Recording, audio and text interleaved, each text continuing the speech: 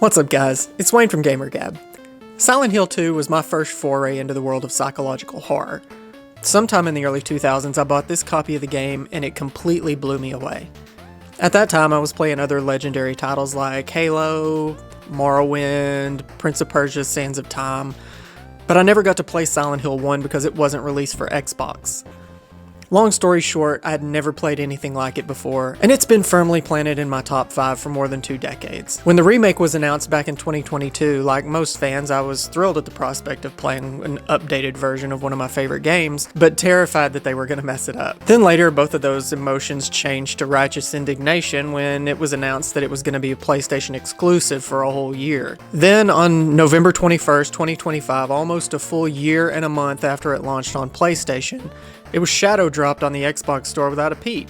I mean, at least it was half price. After all that waiting, I finally got to step back into James Sunderland's boots and walk the foggy streets of Silent Hill again. So let's get into it. GamerGab.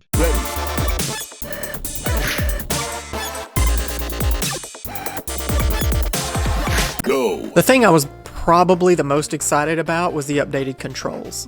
I know, a lot of Silent Hill purists out there like to say that the fixed camera added to the tension, but no it didn't. It added to the frustration, and those are not the same thing. The original Silent Hill 2 was great in spite of the fixed camera, not because of it. The new third-person camera and controls work almost perfectly, but they do still have the same limitations that all third-person games have when it comes to tight spaces, sometimes making it hard to see what's going on around you. But the improvement over the old fixed camera system is huge. The changes between the original and the remake start coming pretty early on, like where you find your first weapon. Now I'm not sure why they changed this one because I think it worked fine in the original. Actually, to me it made more sense finding a board with nails in it in a construction area versus on some random windowsill, but whatever, it's fine. The remake streamlines so much of the exploration areas.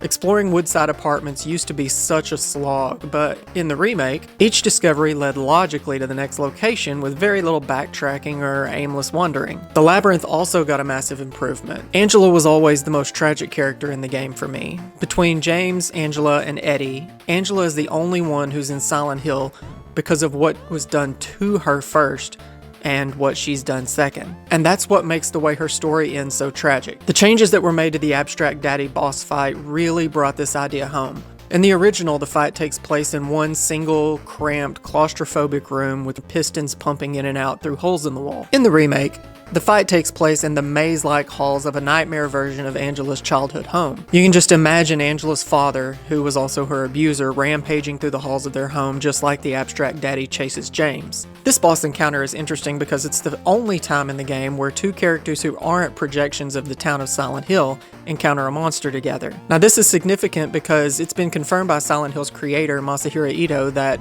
James and Angela don't see the same thing. While James sees a monster called the Abstract Daddy, which appears to him as this monstrous, twisted form of two vaguely human figures on a bed, which is suggestive of the abuse that Angela suffered. Though it's never been confirmed, I think it's likely that Angela sees the real monster, which is just her father. Just as an aside, I think it would have been great for the remake to show us what Angela actually sees. In the cutscene after James defeats the Abstract Daddy, Angela finally gets up the courage to lash out and throws a TV at the corpse.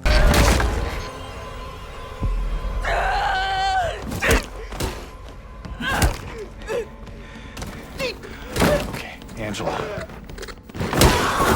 It's okay. Showing us what Angela saw would have made that scene even more real by giving the monster a face. The actor who portrayed Angela in the remake did a fantastic job with what had to be a difficult part to play, but all of the performances in this game were great.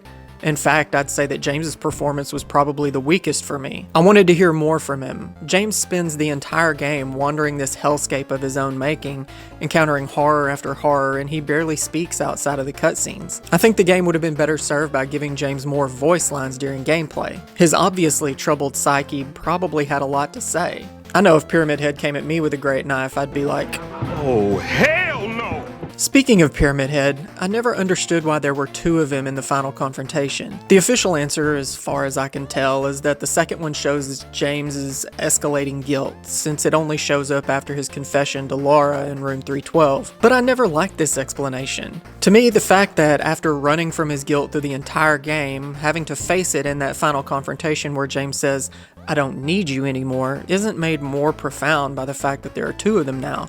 The second one just gets in the way. Now, about the endings. There's no official canon ending because the devs wanted it to remain subjective, but the most common ending is the leave ending where James leaves Silent Hill with Laura. This ending doesn't make any sense to me. Before I go on, I have to give a spoiler alert. This game is 25 years old, but I'm about to spoil a major plot point, so you've been warned. So you're telling me James confessed to Laura that he killed his wife, and she runs away from him crying. Then the next time they meet, she's just like, okay, sure, I'll go with you.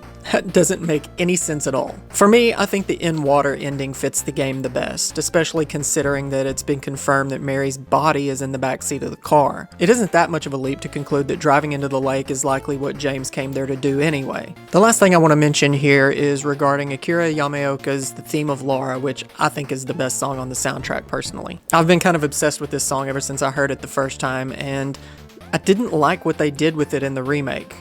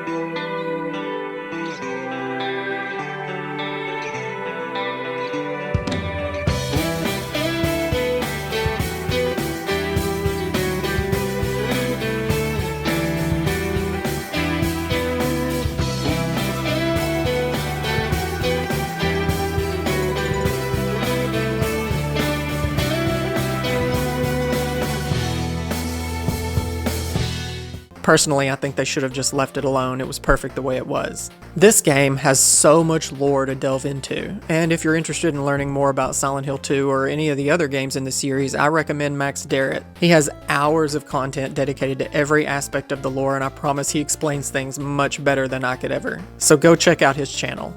All in all, I thought this game was a fantastic remake. I won't say it's better than the original, but I definitely enjoyed playing it more. What do you guys think? Share your thoughts in the comments below. If you liked this video, feel free to give us a like and a sub, and I'll see you next time on GamerGab. GamerGab.